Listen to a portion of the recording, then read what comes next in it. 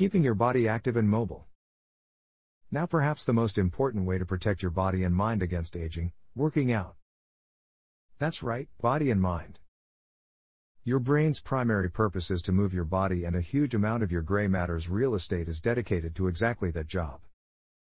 If you want to keep learning and creating new connections in your brain, then nothing will compare to staying active and exercising. What's more, is that exercise stimulates the release of countless necessary neurochemicals including dopamine and serotonin. It has been shown to greatly improve memory and to boost the IQ too. Meanwhile, the benefits for the body are huge. Staying active can help to improve heart health and prevent the likelihood of heart disease. It can also improve your looks, combat diabetes, prevent depression, keep your bones stronger, especially if you train outside and get lots of sun, and much more. More importantly, as we discussed in the introduction, staying active is actually the best way to prevent the loss of mobility that will leave us hunched and in constant pain in old age.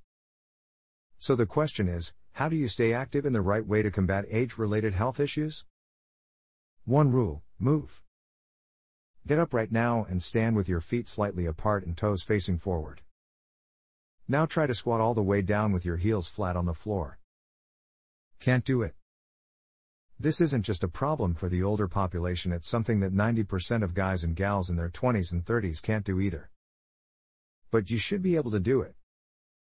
Squatting is one of the 7 primal movements. It's a fundamental ability that we should all have.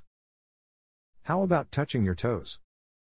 The problem is that most of us spend 8 hours a day sitting in an office in the same position.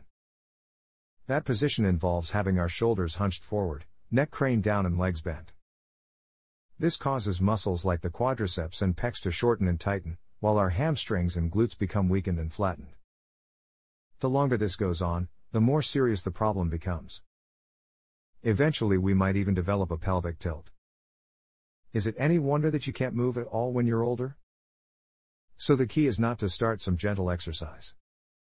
Rather, the key is to get really active and to push your body.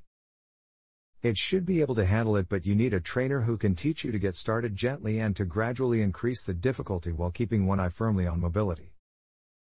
Read books like Becoming a Supple Leopard and you'll see that we age best when we use our body through its full range of motion and keep on doing so.